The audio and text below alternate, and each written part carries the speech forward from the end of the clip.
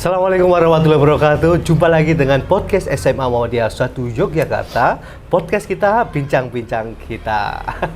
Baik, jumpa lagi di episode kali ini yang tentunya seperti kita ketahui, kita akan berbincang-bincang dengan salah satu narasumber di SMA Muhammadiyah 1 Yogyakarta terkait dengan suatu perihal. Dan pada pertemuan kali ini sudah ada rekan saya di SMA Muhammadiyah 1 Yogyakarta bernama Bapak Khawarizmi, iya Pak. Ya. Nah, Bapak Khawarizmi ini adalah guru fisika di SMA Muhammadiyah 1 Yogyakarta. Assalamualaikum Pak Khawarizmi. Waalaikumsalam. Terima kasih sudah hadir di podcast kami, Pak. Ya, sama-sama Pak. Nah, kawan-kawan semuanya atau Ananda semuanya, kita akan berbincang-bincang mengenai kegiatan riset serta kegiatan inovasi yang ada di SMA Muhammadiyah 1 Yogyakarta. Kebetulan beliau Bapak Khawarizmi adalah salah satu koordinator yang membidangi bidang riset ya Pak ya, membidangi bidang riset dan inovasi di SMA Muhammadiyah 1 Yogyakarta. Nah, sebelum ke sana kita tanya-tanya dulu nih kesibukan Pak Khawarizmi apa saja nih Pak nih. Kayaknya sibuk banget sampai kemarin tuh kami mengatur jadwal tuh harus berkali-kali nih. Boleh dijabarkan Pak kesibukannya Pak? Ya, yang jelas kalau kesibukan itu apa ya namanya fleksibel ya Pak ya. Maksudnya fleksibel itu adalah ada kegiatan kita selesaikan, ada kegiatan yang memang harus diselesaikan duluan ya itu yang harus diutamakan dan seterusnya. Tentu saja ya karena alhamdulillah saya juga diamanai sebagai koordinator laboratorium juga, otomatis banyak sekali yang harus dibenahi, banyak sekali yang harus diatur. Salah satunya ya di bidang riset dan karya inovasi juga. Oke, jadi selain di bidang riset dan inovasi, ternyata Pak Khawarizmi juga membidangi koordinator laboratorium ya Pak ya? Entah itu laboratorium biologi, fisika, pokoknya semuanya. Wah. Baik, kawan-kawan semuanya, seperti itulah kesibukan keseharian Pak Khawarizmi, dan tentu kita akan coba mencungkil beberapa informasi di mana telah dilaksanakan kegiatan riset selama 1 semester ini ya Pak ya? Ya, masih 1 semester. Masih 1 semester sudah berjalan dan sedang berlangsung di semester kedua. Ya. Nah, kalau boleh tahu nih Pak, selama 1 semester kemarin itu kegiatannya riset itu apa saja? Terus aktivitasnya siswa itu atau peserta didik apa saja? Mungkin bisa dijawantahkan ke teman-teman yang ada di rumah ini Pak. Ya, jadi untuk kegiatan riset sendiri itu di SMA Muhammadiyah 1 Yogyakarta ada riset dan karya inovasi ya Pak. Jadi tentu saja tidak hanya sebatas riset untuk ilmiahnya saja, tetapi kita juga ada kewirausahaan juga. Oh, jadi ada wirausaha? Iya, ada kewirausahaan juga. Jadi tidak hanya yang ilmiah-ilmiah, tetapi untuk urusan bisnis kewirausahaan pun itu juga kami sediakan. Oke. Jadi kemarin itu kegiatannya selama semester 1 ya. Itu sudah ada pembuatan proposal Pak. Jadi alhamdulillah kemarin sejak bulan Agustus kita mulai sampai di akhir November itu kita semuanya sudah mempersiapkan, termasuk siswa juga yang sudah berusaha dengan keras menyiapkan proposalnya, baik itu untuk yang ilmiah ataupun yang kewirausahaan. Alhamdulillah semuanya sudah jadi. Dan tentu saja di situ banyak sekali inovasi-inovasi dari siswa itu yang terkadang nggak kepikiran, itu ternyata siswa itu bisa kepikiran sendiri. Contohnya. Nah, contohnya itu adalah misalkan anak-anak itu sangat tertarik dengan dunia game, permainan digital itu ya. Nah, saya itu tidak menyangka ternyata salah satu siswa itu ada yang membuat game sendiri dengan grafik yang bagus, dengan grafik yang bisa dibilang itu bukan ecek-ecek, dan itu sangat menarik sekali. Itu ada samplingnya nggak Pak? Samplingnya ada. Anak itu mengirimkan ke saya itu videonya seperti apa. Pak, ini berupa gambar pemandangannya, kemudian ini desanya dan semacamnya, itu ada semua. Anak muhi. Jadi buat game sendiri gitu. Jadi riset di sini tuh tidak sekadar eksak ya Pak ya, artinya kita mengembangkan bakat yang dimiliki oleh peserta didik ataupun mencari bakat yang tentunya ingin diunggulkan dari peserta didik itu sendiri ya Pak ya. Entah itu dari segi pangan, dari segi kimia ataupun listrik ya Pak ya. Dan tadi juga disampaikan tentang permainan game dan yang tentunya sangat menarik itu tentang bisnis ya, tentang ekonomi. Nah Pak, berarti ada berapa macam bidang yang sampai saat ini mungkin Pak Khawarizmi sudah kompilasikan? Apa saja bidang yang tentunya diminati oleh anak-anak? Kalau bidang itu banyak sekali Pak. Jadi kami tidak membatasi bidang-bidang yang terkait. Jadi bebas siswa itu memilih bidangnya. Yang jelas kami itu mengelompokkan, misalkan peminatan tertentu ini termasuk bidang A, misalkan kelompok tertentu masuk ke bidang B dan seterusnya. Jadi contoh kalau untuk kewirausahaan itu ada boga, ada kria, ada game, kemudian berupa desain web dan semacamnya itu juga termasuk di dalamnya. Kesenian. Kemudian kalau untuk yang eksak ataupun sosial ada seperti biologi, kimia, fisika itu nggak hanya sebatas itu saja, tetapi biologi itu bisa dijabarkan dengan mikrobiologi, kemudian ada zoologi, botani dan semacamnya. Fisika juga tidak hanya sebatas fisika saja, tetapi untuk dunia informatika, aplikasinya itu juga banyak sekali, Pak. Iya, ini sudah masuk ke tahap proposal. Dan tadi sudah disebutkan banyak hal terkait dengan apa saja yang diunggulkan dalam riset, dan itu siswa atau peserta didik bebas.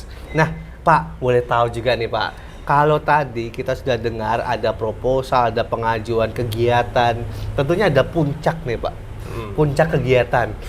Nanti puncak kegiatannya itu kalau dalam riset itu biasanya kan hasil penelitian itu nanti apakah nanti akan diwujudkan atau dalam penelitian itu mungkin hanya sekadar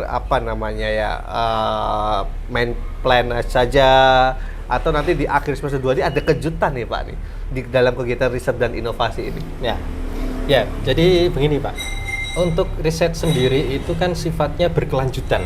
Jadi tidak sebatas selesai udah, tidak, tetapi bisa jadi nantinya untuk angkatan selanjutnya atau adik-adik kelasnya atau orang lain yang ada di luar sana itu menangkap ide apa yang ada di siswa, misalkan itu ada ide yang bagus nih, kemudian ingin dikembangkan, itu bisa jadi sifatnya itu berkelanjutan, tidak hanya stuck di situ tetapi masih bisa digali lebih dalam lagi, misalkan dikembangkan, atau misalkan siswa ketika di sekolah itu punya karya, punya inovasi, idenya sudah bagus dan semacamnya, nanti ketika di perguruan tinggi ingin diaplikasikan ke dalam bentuk alatnya, kemudian dikembangin, atau apalagi misalkan karyanya itu sangat diminati oleh masyarakat dan sangat bermanfaat sehingga malah akan digunakan untuk masyarakat luas, itu bisa juga Pak. Oke, saya bisa menangkap nih kawan-kawan semuanya, berarti nanti di goalnya kegiatan riset serta inovasi ini adalah bentuk dari penelitian yang sudah dipublikasikan ya Pak ya. Penelitian nanti juga dalam bentuk artikel populer, dalam bentuk mungkin penelitian yang lain atau artikel-artikel yang nantinya bisa dijadikan perlombaan-perlombaan ya Pak ya, di PIMNAS dan lain sebagainya. Keren. Jadi ini artinya ini kita belajar tentang musabab sebuah teori riset dulu ya Pak ya. Nah, kita nanti akan mempersiapkan bagaimana dunia riset itu seperti apa di perguruan tinggi. Makanya Pak Khawarizmi bersama dengan SMA Muhammadiyah 1 Yogyakarta ini mencoba merancang bagaimana riset ini bisa dikenalkan sedini mungkin. Betul ya Pak ya? Oke Pak. Nah, berarti nih Pak, di akhir nantinya ada ujian dong Pak? Ada evaluasi dong Pak? Ya, ada. Wah, berarti nanti akan ada penguji nih Pak? Ya, bisa jadi ada penguji atau bisa juga bentuk berupa reviewer Pak. Jadi nilai seperti itu. Nah, nantinya kalau memang itu layak dan bagus banget Pak, misalkan itu nanti akan kita ajukan, misalkan tadi yang Pak Ihsan sampaikan, ada lomba-lomba nih, itu kita ajukan, gak hanya yang ilmiah saja, tetapi untuk yang bisnis plan, kesenian gitu juga ikut ya Pak ya. Atau bahasa juga bisa nih Pak? Memang ada bidangnya bahasa sendiri, bahasa dan sastra itu ada Pak. Oh, ada juga humanioranya ada ya Pak ya? Ada. Oke, jadi semuanya lengkap tentang riset dan inovasi ini tentunya untuk mengembangkan pemikiran-pemikiran kritis setiap seseorang terhadap salah satu apa yang dia pandang begitu ya Pak ya? Ya, nah betul Pak, sekali. terkait dengan kegiatan riset ini tentunya kan apa yang dilakukan oleh peserta didik ini pasti ada waktunya dong Pak? Seminggu berapa kali sih Pak? Untuk formalnya di sekolah Iya. ya, Pak, ya. Kalau untuk formalnya siswa itu diadakan pembimbingan pada hari Selasa. Hari Selasa dari jam 2:30 hingga nanti jam 4 lebih.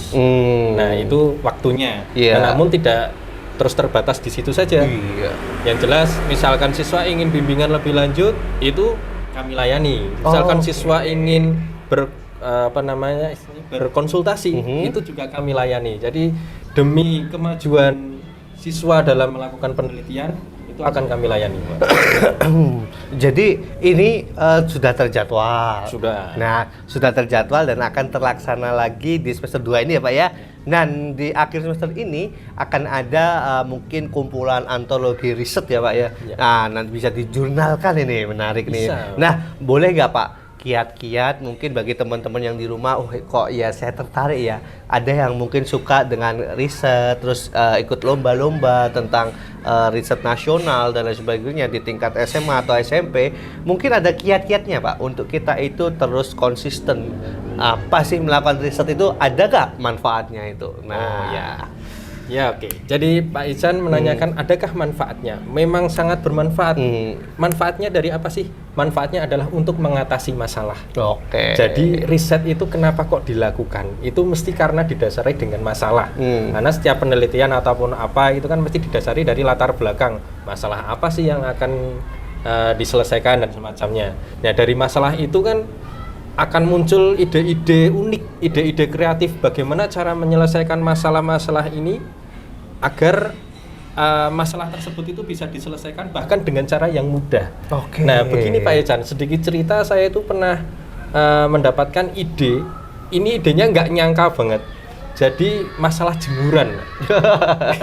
Jadi masalah jemuran. Pemean ya, jemuran. Masalahnya adalah untuk rumah tangga ya. Rumah tangga kan mesti jelas mencuci baju dan semacamnya. Itu biasanya kalau baru berpergian tiba-tiba hujan. Nah, itu kan masalah, Pak. Iya, betul. Itu masalah. Nah, solusinya apa sih? Solusinya itu adalah dengan membuat jemuran pemean itu adalah otomatis. Jadi ketika cahaya matahari kan meredup.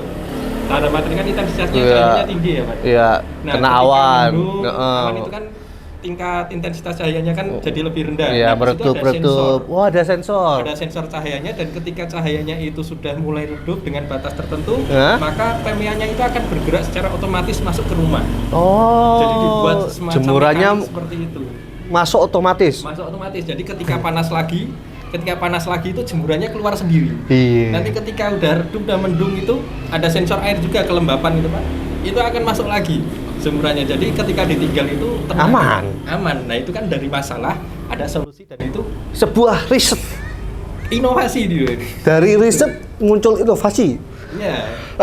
Ini menarik ya kawan-kawan semuanya. Jadi ternyata kita itu mencoba menyelesaikan masalah dengan pemikiran yang kreatif, dengan pemikiran yang orisinal, dan di situ muncullah ide-ide yang bisa diaplikasikan oleh masyarakat ya Pak ya. Nah, teman-kawan semuanya, disitulah SMA Muhammadiyah 1 Yogyakarta juga ingin menyampaikan bahwa riset dan inovasi juga diperhatikan di sini Pak ya. Dan terima kasih Pak. Keterbatasan waktu, kita harus berhenti dulu. Nah, terkait dengan riset ini, buat kawan-kawan yang masih ingin tanya-tanya apa saja contohnya, mungkin dokumenternya, mungkin kapan-kapan kita juga bisa lihat aktivitas risetnya ya Pak ya. Mungkin kita rekam lagi dan kita akan bertemu lagi ngobrol-ngobrol, bisa jadi dengan salah satu peserta didik yang memenangkan kejuaraan riset mungkin. Ya, nanti kita akan tanya Pak Karismi serta wawancara peserta didik tersebut. Baik ke Pak Karismi, terima kasih banyak. Sama-sama, Pak. Ya, baik kawan-kawan semuanya, kita akhiri dulu pertemuan pada kali ini dan tentunya ini tentang riset serta inovasi yang harus kita ikuti bersama-sama. Tanpa adanya ilmu pengetahuan tentunya kita akan salah arah terus. Tapi dengan adanya ilmu pengetahuan, riset dan inovasi dijadikan satu, maka muncullah yang apa disebut oleh Pak Karismi yakni solusi. Akhir kalam kami mohon maaf. Wassalamualaikum warahmatullahi wabarakatuh and see ya. Menarik.